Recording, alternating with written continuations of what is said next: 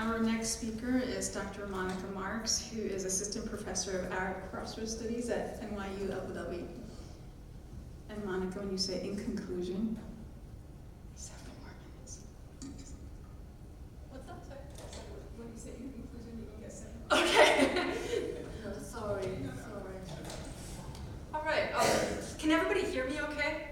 If I speak to you from here? All right, cool. I don't have a PowerPoint, so I'll just be lazy and relaxed. And Dandia, if you could just throw your hand up when I have, like, let's say, like 2 or 3 more minutes. Awesome, thanks. All right, so today I'm focusing on Ennahda's time in power, its brief time at or near the helm of government. I imagine everybody in this room knows what Ennahda is. Ennahda, whose name means the Renaissance in Arabic, is the main so-called Islamist party in Tunisia. And those of you who've talked to me about this topic before or who have read or listened to me talking about it know that I never call Ennahda an Islamist party without problematizing that word, just as I never call someone like Sisi in Egypt a secular autocrat. I'll get more into this as I go, but these words, secular and Islamist, often confuse a lot more than they clarify. Now, Ennahda, even though it's been institutionally separate from the Ikhwan, i.e. the Egyptian Muslim Brotherhood, since its birth in the early 1970s, it's often seen as the local franchise, like your local chain of the Ikhwani McDonald's, the local franchise of the Egyptian Muslim Brotherhood, but it's not. I want to start by separating some evidence-based versus non-evidence-based, some intelligent versus some unintelligent criticisms of Ennahda that you'll commonly hear, even still today. Then I'm going to talk about what Ennahda got right versus wrong, at the risk of sounding victim-blaming, because Ennahda very much is the victim right now, and I don't want to sound like that, but I do want to have an honest analytical discussion about what Ennahda got right versus wrong. And then lastly, some lessons to take from this entire experience. So let's get started. Evidence versus non-evidence-based criticisms of Ennahda. Ennahda has been existing in a pool of disinformation since the 2011 revolution. For decades before 2011, under the prior dictators in Tunisia, Bourguiba and Ben Ali, there was tons and tons of propaganda and misinformation about Ennahda that sought to portray Ennahda as a terrorist actor, as a violent, extremist Islamist actor, rather than as what it was, which was a peaceful, center-right conservative party that just wanted to compete in free and fair elections. Why did Bourguiba and Ben Ali do all that disinformation? Well, because Ennahda was the most politically threatening actor and they wanted to demonize it.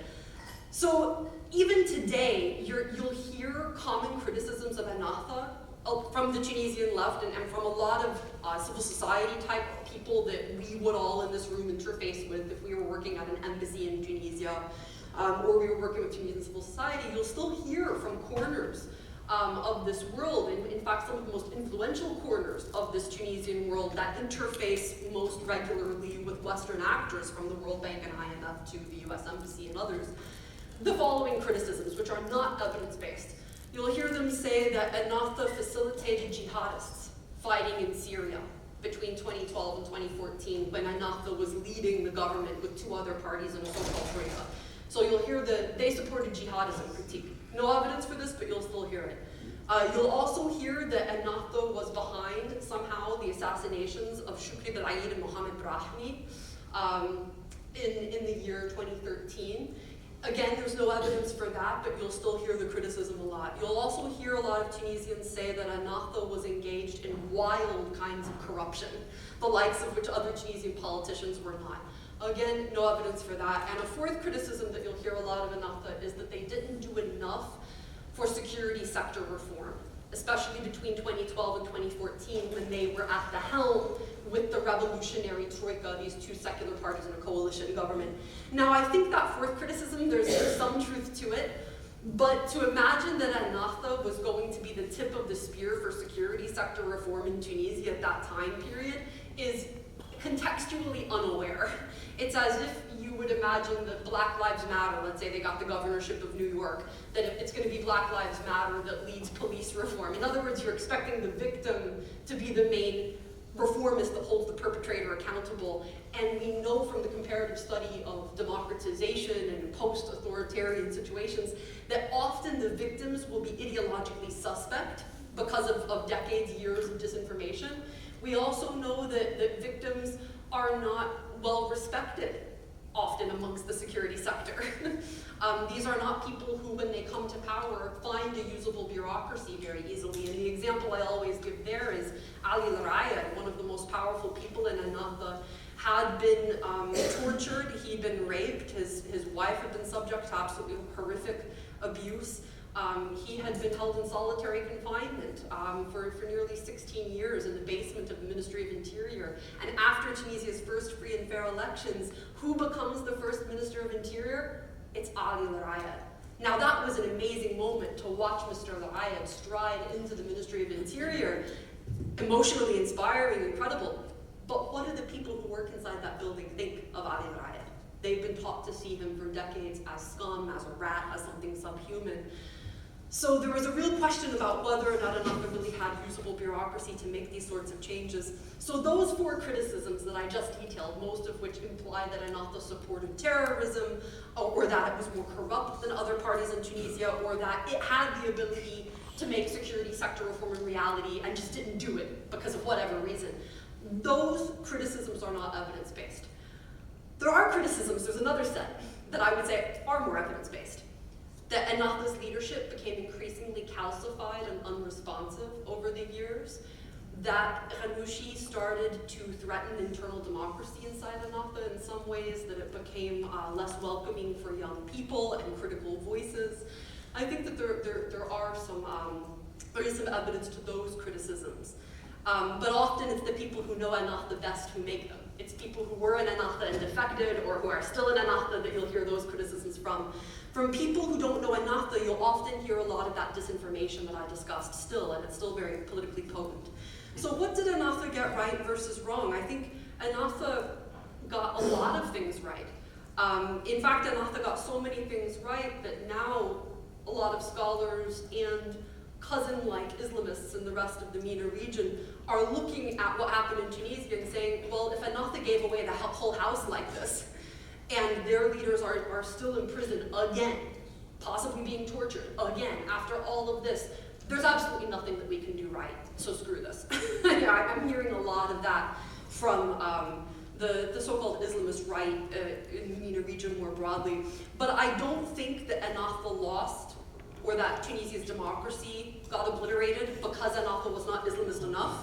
And I do not think that Ennahda lost, or that Tunisia's democracy got obliterated because it was too Islamist. In fact, Ennahda did a lot of right things and wrong things, neither one of which were really related to Islamism all that much.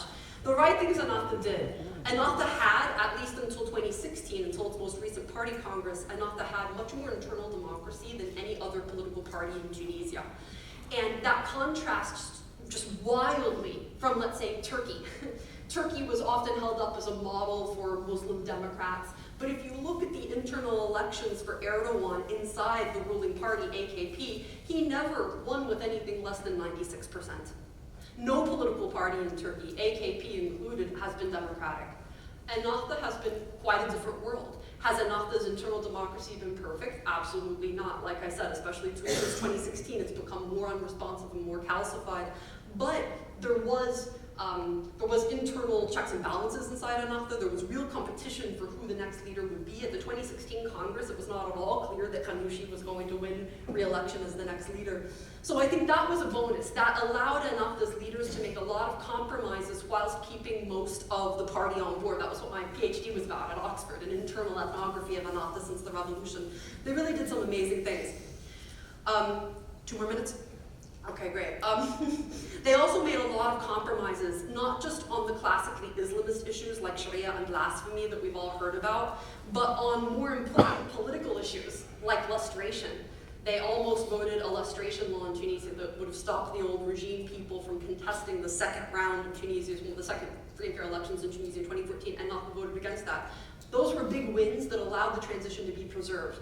However, where Ennahda started to stumble more was in making this pivot between the giveaways and the compromises that it needed to do to help Tunisia's democracy survive in its first stage let's say between 2011 and 2015 or 16, and pivoting towards making the kinds of reforms needed to help Tunisia's democracy survive in the second stage. So let's say since 2015, 2016. For example, throwing its full weight behind the creation of a judiciary, consolidating Tunisia's judicial branch, creating a Supreme Court. Ennahda didn't do that.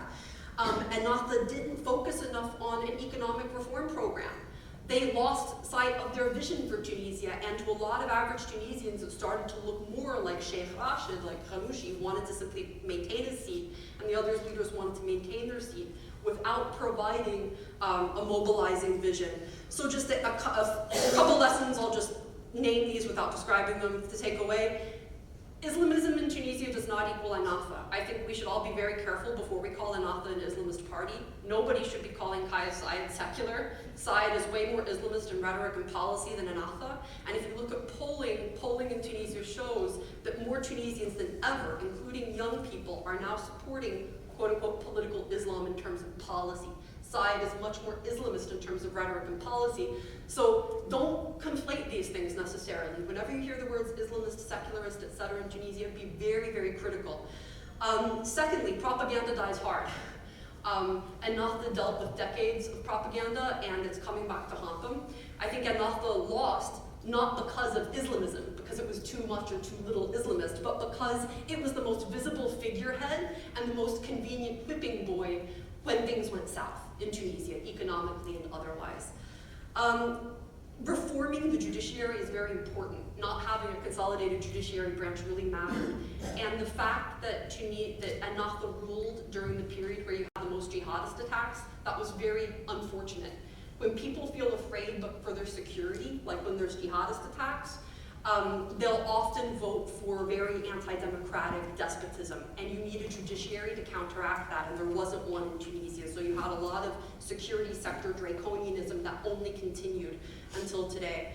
And then just lastly, I'll say we need to move beyond the Islamist secularist framework to understand what's happening in Tunisia and the region more broadly.